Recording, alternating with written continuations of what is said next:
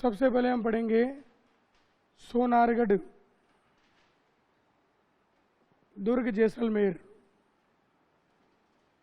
अगला जो दुर्ग हम पढ़ेंगे वो पढ़ेंगे सोनारगढ़, और ये कहाँ पर है? जैसलमेर में। तो सोनारगढ़ दुर्ग जैसलमेर। अब जो है वो ध्यान से समझना है और लिखना बंद करना है, क्या क्या रूपरेखा है क्या क्या नहीं है, आराम से सुनने का प्रयास करो।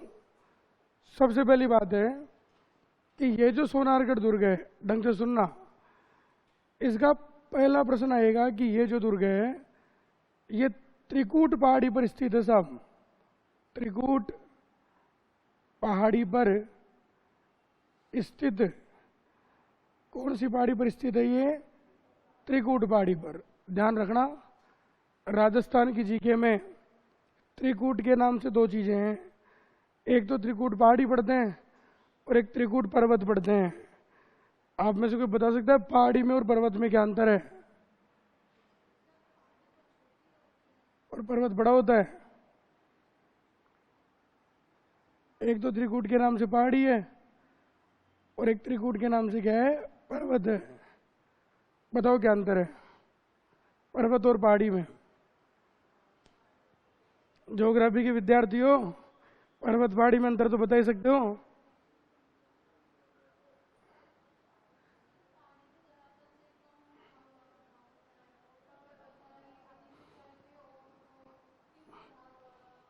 देखो, ये अंतर हो सकता है जैसा मैडम ने बताया, लेकिन विशेष परिभाषा होती है कि पहाड़ी जो होती है वो श्रृंखलाबद्ध होती है, एक दूसरे से जुड़ी हुई रहती है।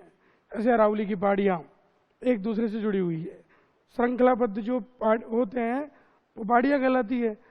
और जो एक संकुचित क्षेत्र में होता है, मतलब श्रृंखलाबद्ध नहीं है, एक जगह ही बना हुआ है, तो उसे हम क्या कह सकते हैं? पर्वत कह सकते हैं। त्रिकूट पहाड़ी जो है, इस त्रिकूट पहाड़ी के ऊपर तो सोनारगढ़ दुर्ग बना हुआ है। कौन सा दुर्ग बना हुआ है? सोनारगढ़ दुर्ग बना हुआ है। और ये जो त्रिकूट पर्वत है इसके ऊपर केला देवी का मंदिर बना हुआ है। कौन सी माता का मंदिर है? केला माता का, केला देवी का मंदिर। तो ध्यान रखना, केला देवी का जो मंदिर है ये करौली में है और ये बना हुआ है त्रिकूट पर्वत पर। और सोनारगढ़ दुर्ग जैसलमेर में ये बना हुआ है त्रिकूट पहाड़ी पर। तो ध्यान रखना है आपको कि त्रिकूट पहाड़ी पर बना हुआ है सोनारगढ़ का किला। दूसरी बात कि पहाड़ी इतनी ऊंची नहीं है, श्रृंखलाबद्ध तो है, लेकिन पहाड़ी के चारों तरफ बात करोगे नगर के तो रेगिस्तान ही रेगिस्तान है। तो ये पूरा नगर कहीं से गिरा हुआ है? रेत से गिरा हुआ है।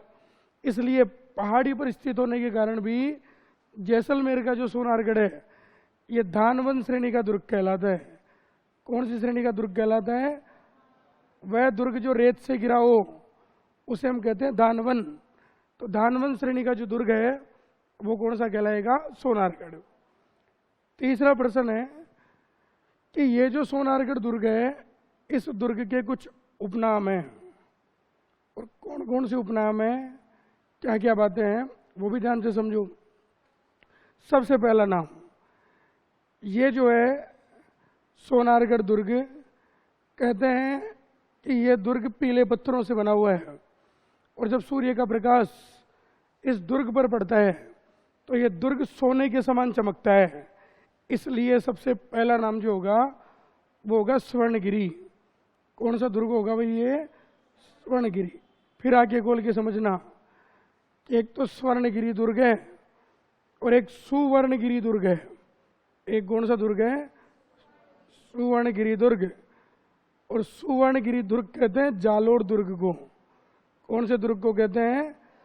जालोर दुर्ग को, क्योंकि ये दुर्ग सुवर्णगिरी की पहाड़ी पर स्थित है, और सुवर्णगिरी की पहाड़ी पर स्थित होने के कारण जालोर को तो कहते हैं सुवर्णगिरी दुर्ग, और ये पीले पत्थरों से निर्मित होने के कारण इसे कहते हैं स्वर्णगिरी दुर्ग। तो स्वर्णगिरी किसे कहते हैं? सोनारगढ़ को। दूसरा नाम, इसे हम कहते हैं बाटियों की बरोड़। बाटियों की बरोड़। अब ढंग से समझ लेना। देखो जी विद्वानों, ये जो बरोड़ शब्द है, ये बरोड़ शब्द मरोड़ शब्द से बना है, और मरोड़ का मतलब होता है अकड़। मरोड़ का मतलब क्या होता है? अकड़।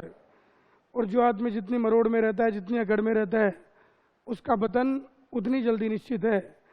तो भाटी राजवंश राजस्थान का एकमात्र ऐसा राजवंश रहा जिसका पतन एक तो भौगोलिक प्रदेश के कारण हुआ कि कोई पैदावार नहीं थी, कोई कुछ नहीं था, न कोई साम्राज्य विस्तार की नीति थी इनकी। ज़्यादा से ज़्यादा जैसलमेर वाले बीकानेर वाले से लड़ लेते थे या जोधपुर वाले से लड़ लेते थे, बस इतना ही क्राइटेरिया था इनका, क्योंकि सबसे पिछड़ा क्षेत्र था जैसलमेर। तो ध्यान रखना कि भाटियों का यहाँ पर जो पतन हुआ वो पतन हुआ मरोड़ में रहने के कारण, अकड़ में रहने के कारण। और ऐसा भी कहा जाता है कि भाटियों का जो गढ़ है जहाँ से भाटी राजवंश की उत्पत्ति मानी जाती है राजस्थान में, वो भी सोनारगढ़ है। तो भाटियों का ठिकाना है, इसलिए कहते हैं भाटियों की भरोड़। तीसरा जो शब्द है इसी को हम कहते हैं बटबाटी किवाड़ लंगर। बटबाटी किवाड़ लंगर, और इसका मतलब समझ लो, इस दुर्ग को छोड़कर जिन जिन दुर्गों में भाटियों ने शासन किया उन सबका मूल क्षेत्र यही रहा है जैसलमेर। यानी कि जैसलमेर के अलावा जहां पर भी भाटियों ने शासन किया, जहां पर भी भाटियों ने अपनी प्रतिष्ठा के किवाड़ लगाए, उन सबका मूल केंद्र कौन सा रहा? सोनारगढ़। यानी कि यहीं से निकल के भाटियों ने अलग अलग जगह पर जाकर अपने अपने वंश की क्या की थी? स्थापना की थी। तो बटबाटी किवाड़ लंगर के नाम से कि पूरी दुनिया में जहां भी भाटियों के किवाड़ लगे उनकी उत्पत्ति यही से मानी गई है। तो इसे हम क्या कहते हैं? बटबाटी किवाड़ लंगर। चौथा नाम जो इसका, इसे हम कहते हैं आम बोलचाल की भाषा में 99 बुर्जों वाला किला। क्या कहते हैं इसे? 99 बुर्जों वाला किला। लेकिन मैंने आपको कहा था कि आम बोलचाल में कहते हैं 99, इसकी दीवार की प्राचीर पर जो बुर्ज बने हुए हैं वो कितने बने हुए हैं? 77। तो वास्तव में ये 77 बुर्जों वाला किला है, लेकिन आम बोलचाल की भाषा में इसे 99 बुर्जों वाला किला भी कहा जाता है।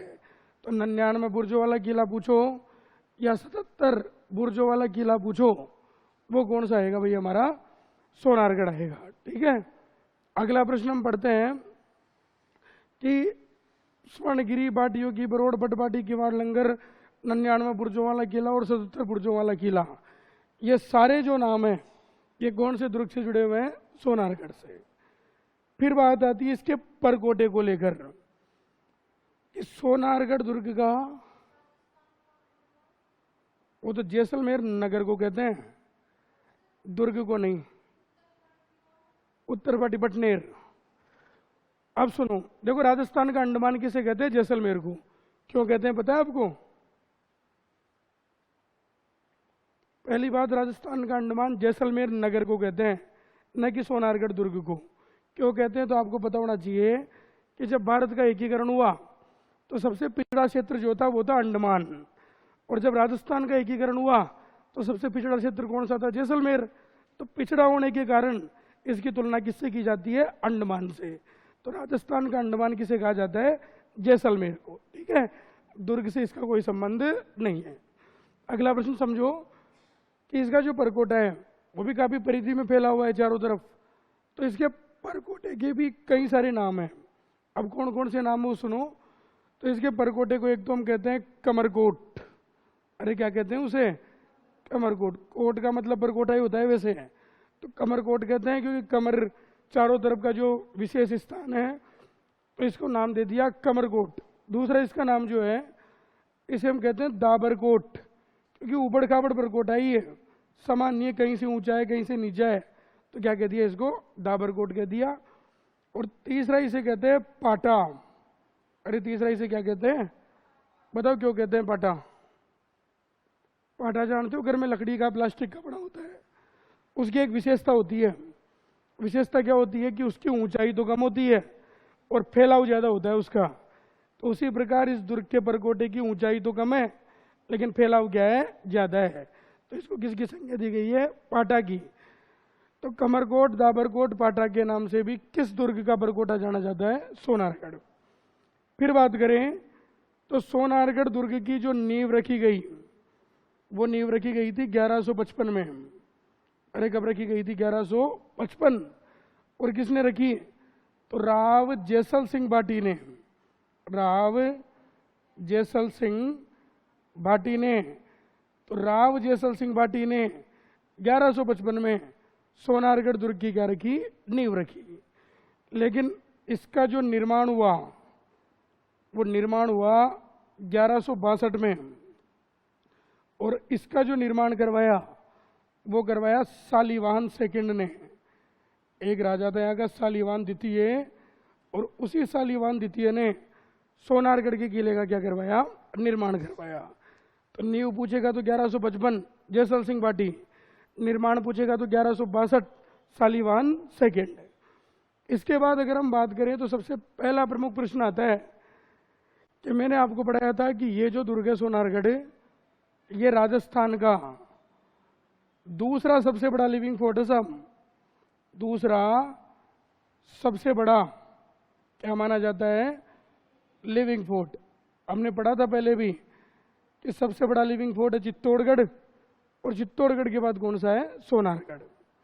दूसरी बात कि सोनारगढ़ दुर्ग पर सन 2009 में, सन 2009 में इस दुर्ग के ऊपर 5 रुपए का डाक टिकट जारी किया गया। 5 रुपए का डाक टिकट क्या कर दिया गया? जारी कर दिया गया। लेकिन वर्तमान में इस डाक टिकट का जो मूल्य है ना वो 12 रुपए है। जब जारी हुआ था 5 रुपए का हुआ था, लेकिन वर्तमान की बात करें ना 2023 में, तो इस डाक टिकट की कीमत कितनी है वर्तमान में? 12 रुपए। तो 12 रुपए का डाक टिकट है वर्तमान में ही, लेकिन जब जारी हुआ तो कितने रुपए का था? 5 रुपए का। इसके अलावा अगर हम बात करें तो सबसे इंपॉर्टेंट बात आती है, एक बात आती है कि सोनारगढ़ दुर्ग जो है ये राजस्थान का एकमात्र ऐसा दुर्ग है, राजस्थान का एकमात्र ऐसा दुर्ग जिसकी छत लकड़ी की बनी हुई है, जिसकी छत लकड़ी की बनी हुई है। तो राजस्थान का एकमात्र ऐसा दुर्ग है सोनारगढ़। इसके पूरे दुर्ग की छत नहीं, केवल गलियारों की जो छत है वो लकड़ियों की बनी हुई है, और ऐसी लकड़ियां लगी हुई है जिसमें आज तक कोई भी जो है उसमें जंग वंग की स्थिति या उसके गलने की स्थिति पैदा नहीं हो पाई है। तो ध्यान रखना, राजस्थान का एकमात्र ऐसा दुर्ग जिसकी छत लकड़ी की बनी हुई है वो कौन सा दुर्ग माना जाता है? सोनारगढ़। यहीं पर बात करें तो सोनारगढ़ दुर्ग का जब निर्माण हुआ तो निर्माण के दौरान यहाँ पे पीले पत्थरों को, कौन से पत्थरों को? पीले पत्थरों को ब्लॉक खंड विधि द्वारा, ब्लॉक खंड विधि द्वारा आपस में जोड़ा गया। ब्लॉक खंड विधि द्वारा आपस में जोड़ा गया, और इसकी जोड़ को मजबूत करने के लिए इनकी जोड़ के बीच बीच में जिप्सम का प्रयोग किया गया था। किसका प्रयोग किया गया था? जिप्सम का प्रयोग। तो ब्लॉक खंड विधि के अंतर्गत जिप्सम का प्रयोग करके पीले पत्थरों को जोड़ा गया। कौन से दुर्ग के निर्माण के दौरान? तो सोनारगढ़। अब देखो ब्लॉक खंड विधि क्या होती है, कोई बता सकता है आप में से? बताओ। बिल्कुल हाँ, पत्थरों को पत्थरों में फंसाकर दीवार खड़ी करने की जो विधि है वही कौन सी विधि है? ब्लॉक खंड विधि। इसका जीता जागता उदाहरण सड़क की पुलियां, सड़क की पुलियां देखना बाहर की तरफ, पत्थरों को पत्थरों में फंसाकर वो दीवार खड़ी कर देते हैं। आपको पता है कि वर्तमान में ब्लॉक खंड विधि के अंतर्गत जिस साइज के पत्थर काम में लिए जाते हैं वो तो कौन सी साइज है? एच। अरे कौन सी साइज के पत्थर काम में लिए जाते हैं? एच, ताकि फंसाने में आसानी रहती है। लेकिन सोनारगढ़ दुर्ग के निर्माण के दौरान जिस साइज के पत्थर काम में लिए गए वो थे एल साइज के पत्थर। किस साइज के पत्थर काम में लिए गए थे? एल साइज के पत्थर। तो सोनारगढ़ दुर्ग के निर्माण के दौरान ब्लॉक खंड विधि में किस साइज के पत्थरों का इस्तेमाल किया गया? तो एल साइज के पत्थरों का। ठीक है, चलो बताना शुरू करो एक बार। सोनारगढ़ दुर्ग कौन से जिले में स्थित है?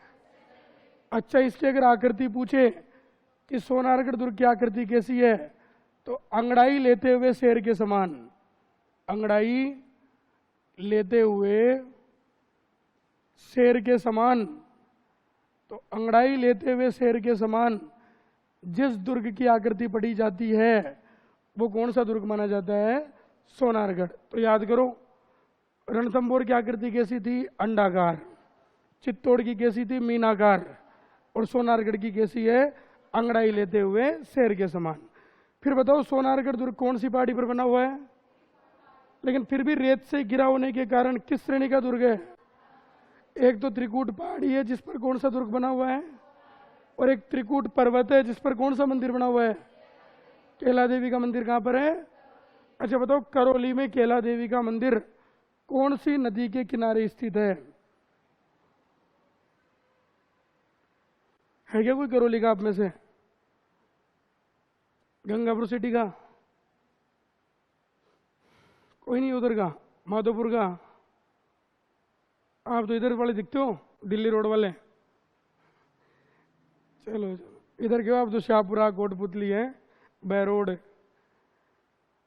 देखो, ये जो केला देवी का मंदिर है करौली में, ये केला देवी का मंदिर बना हुआ है काली सिल नदी के किनारे। काली सिंध नहीं, काली सिल। इसका उद्गम होता है सपोट्रा की पहाड़ियों से, कभी ज्योग्राफी में।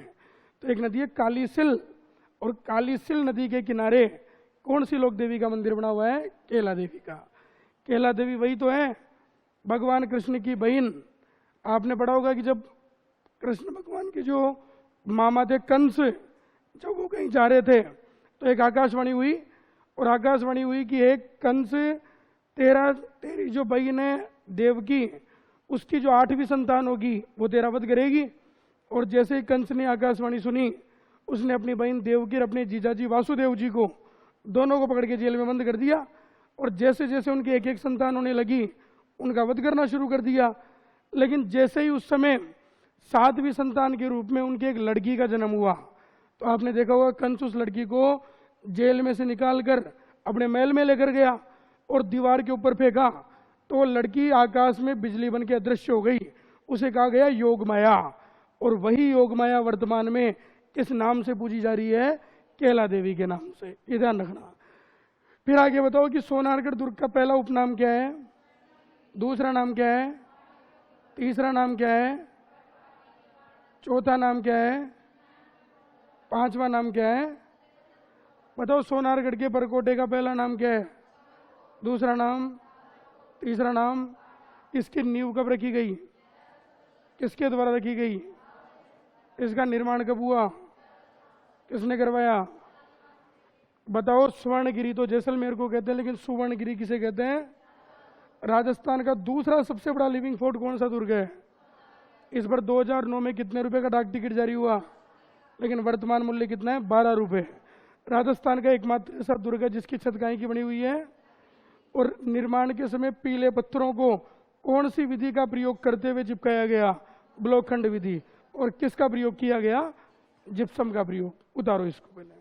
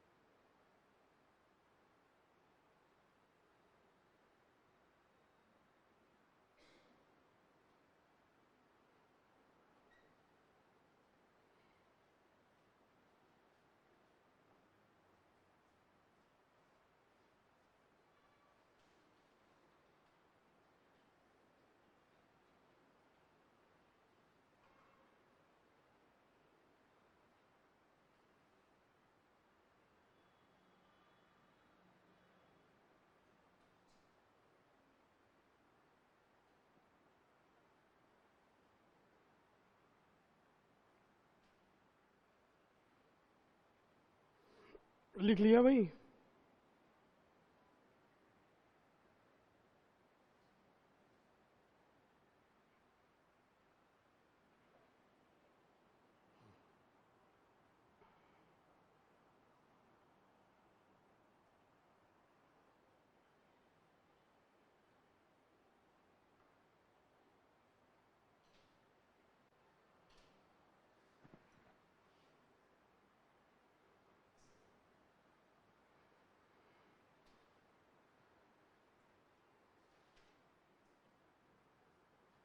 हाँ जी, अब पढ़ते हैं आगे की रूपरेखा, वो भी सुनिएगा।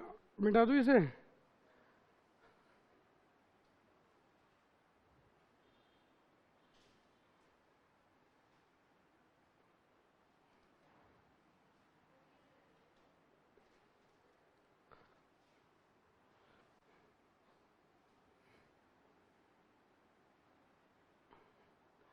अब सुनिएगा आगे कि देखो, यहां तक की बात पढ़ने के बाद में आगे की रूपरेखा आएगी कि ये जो सोनारगढ़ दुर्ग है, इसके बारे में अबुल फजल ने कुछ तो दोहे गए हैं और कुछ हिंदी में कहावतें कही है। अब क्या क्या कहा जाता है सोनारगढ़ के बारे में, तो सबसे पहली बात इसने कहा है कि घोड़ा कीजिए काट का, पग कीजिए पाषाण, और बख्तर कीजिए लोग तब पहुंचे जेसाण। तो पहली लाइन ये कह रहा है कि घोड़ा कीजिए काट का, घोड़ा कीजिए काट का, पग कीजिए पाषाण, पग कीजिए पाषाण, और बख्तर कीजिए लोह का, बख्तर कीजिए लोह का, तब पहुंचे जेसाण, तब पहुंचे जेसाण। तो लाइन कह रहा है कि घोड़ा कीजिए काट का, पग कीजिए पाषाण, बख्तर कीजिए लोह का, तब पहुंचे जेसाण। इसका मतलब ये हुआ कि अगर आपको जैसलमेर की यात्रा करनी है तो आपका जो वाहन है वो लकड़ी के समान होना चाहिए, आपके जो पैर हैं वो पत्थर के समान मजबूत होने चाहिए, आपका जो कवच है वो लोहे के समान मजबूत होना चाहिए। क्योंकि रेत के लू में, रेत के अंदर, लू के थपेड़ों के अंदर अगर आपको जैसलमेर की यात्रा करनी है तो इन तीनों चीज़ों का विशेष ध्यान रखना पड़ेगा, और ये तीनों चीज़ें आपके अंदर विद्यमान होगी तब जाके आप जैसलमेर की यात्रा कर सकते हो, जेसाण का किला देख सकते हो। तो ये हमने पढ़ा। दूसरा क्या हुआ कि यहीं पर एक दूसरी लाइन कही है इन्होंने कि गढ़ दिल्ली गढ़ आगरा, गढ़ दिल्ली गढ़ आगरा,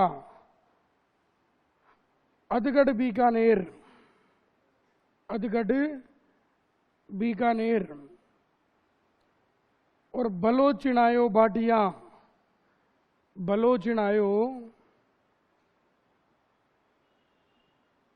भाटिया, गडरो जैसलमेर, गडरो जैसलमेर। यानी कि भव्यता के आधार पे इसकी तुलना आगरा के किले से की जाती है, दिल्ली के किले से की जाती है, जूनागढ़ बीकानेर के किले से की जाती है, और कहा जाता है कि भाटी राजवंश के राजाओं, आपने जो इस सोनारगढ़ बनवाया है ये भी बड़ी भव्यता के साथ बनवाया, और इन दुर्गों के समान भव्यता लिए हुए सोनारगढ़ को हम पढ़ते हैं।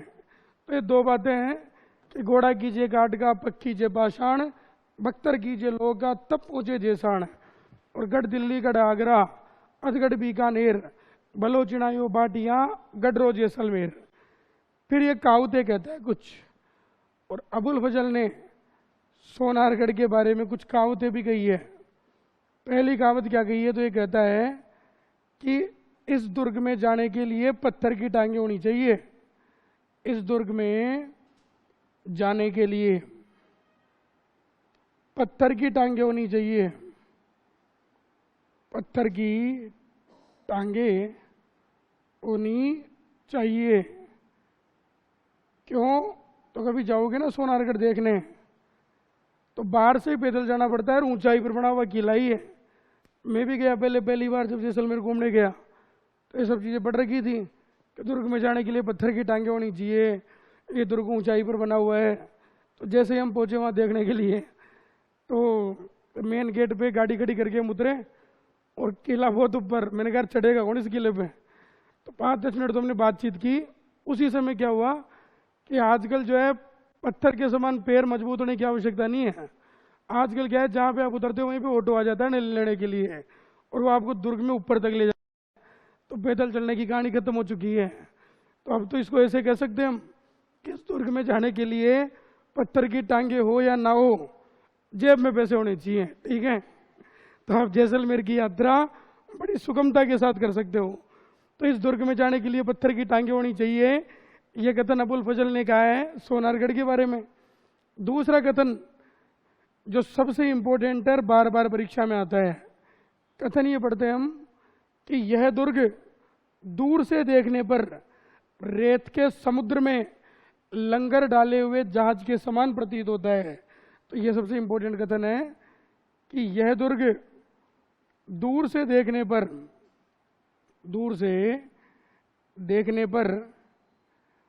रेत के समुद्र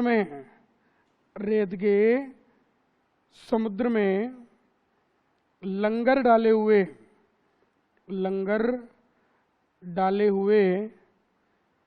जहाज के समान प्रतीत होता है।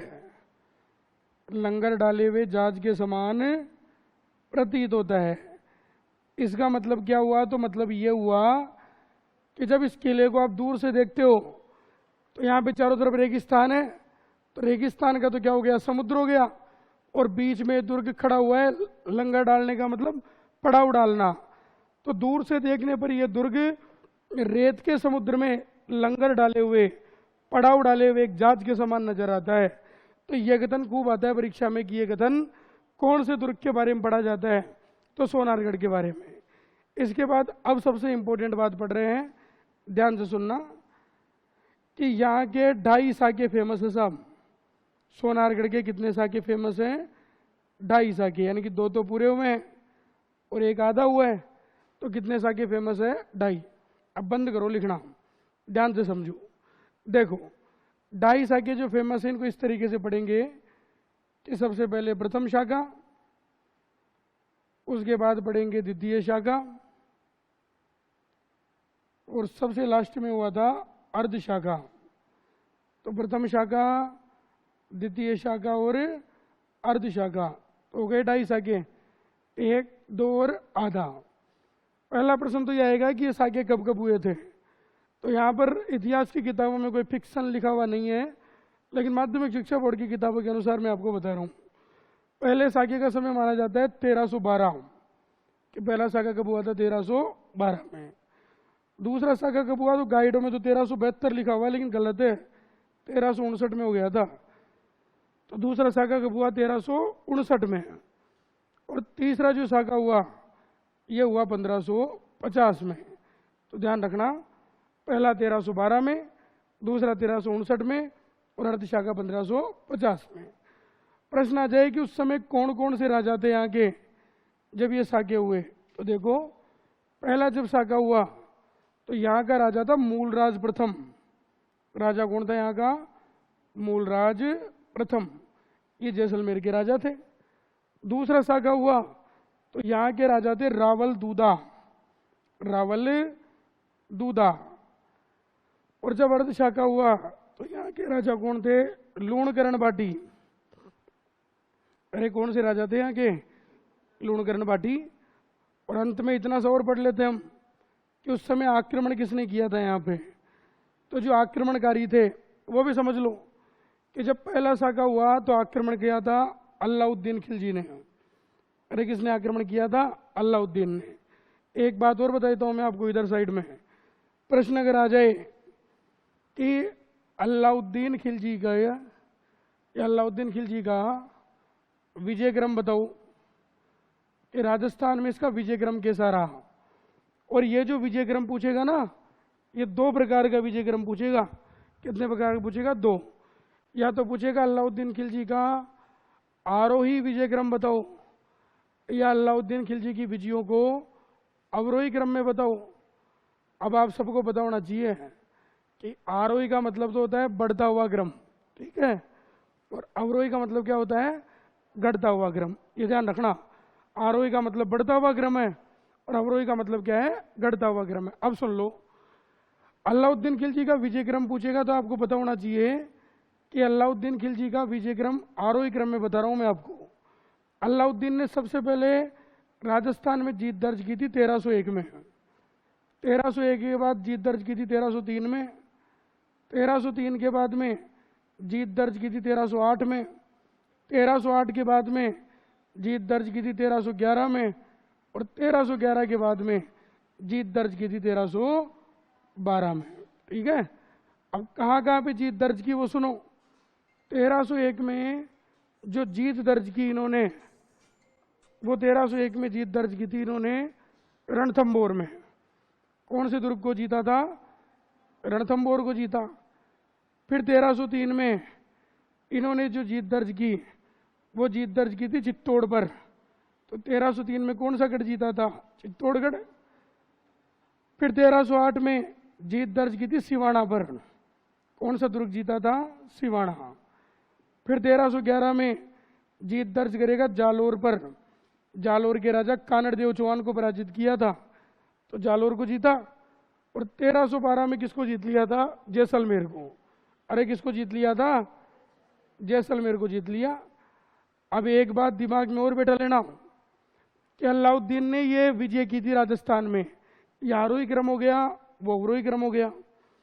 पहली जीत को अगर छोड़ दें और अंतिम जीत को अगर छोड़ दें तो जहां भी इसने जीत दर्ज की उस जगह का नाम बदल दिया साहब इसने। सबसे पहले इसने चित्तौड़ जीता यहां पर, तो चित्तौड़ का नाम बदल के कर दिया खिजराबाद। अपने पुत्र खिजर खां के नाम पर किले का नाम क्या कर दिया, खिजराबाद। सिवाना को जीतकर नाम बदल के कर दिया खेराबाद। अरे नाम बदल के क्या कर दिया था, खेराबाद। और जालोर को जीतकर नाम बदल के कर दिया था जलालाबाद। नाम बदल के क्या कर दिया था, जलालाबाद। तो ये भी ध्यान रखना है आपको कि केवल पहली विजय और अंतिम विजय में नाम चेंज नहीं किया इसने, बाकी 3 जगह चित्तौड़ का नाम बदल के खिजराबाद किया, सिवाना का नाम बदल के खेराबाद किया, और जालोर का नाम बदल के क्या कर दिया, जलालाबाद। तो वही तो बात है कि जैसलमेर का पहला साका 1312 में हुआ, मूलराज प्रथम के समय हुआ, और आक्रमण किसने किया, अलाउद्दीन खिलजी ने। इसके बाद दूसरा साका जब हुआ तो उस समय राजा था फिरोज शाह तुगलक। दिल्ली का सुल्तान कौन था उस समय, फिरोज शाह तुगलक। और इसी फिरोज शाह तुगलक ने जैसलमेर पर आक्रमण किया, और तब दूसरा साका हुआ। और जब अर्धशाका हुआ तो आक्रमण किया था कांधार के राजा अमीर अली ने। तो कांधार के अमीर अली ने उस समय जैसलमेर पर क्या किया था, आक्रमण किया था। पढ़ा चुका मैं आपको। अब सुनो ढंग से, इनकी रानियों के नाम और उनके नाम इसलिए नहीं बता रहा क्योंकि आपके सिलेबस में नहीं है, आपके इतिहास में जैसलमेर का कोई रोल नहीं है, तो केवल दुर्ग के हिसाब से आंकड़े याद करने हैं आपको। तो बताओ देखिए एक बार, अबुल फजल ने जैसलमेर की शौर्य वीरता के बारे में सबसे पहली लाइन कौन सी कही है कि घोड़ा कीजिए काट का। दूसरा कथन कौन सा कहा इसने,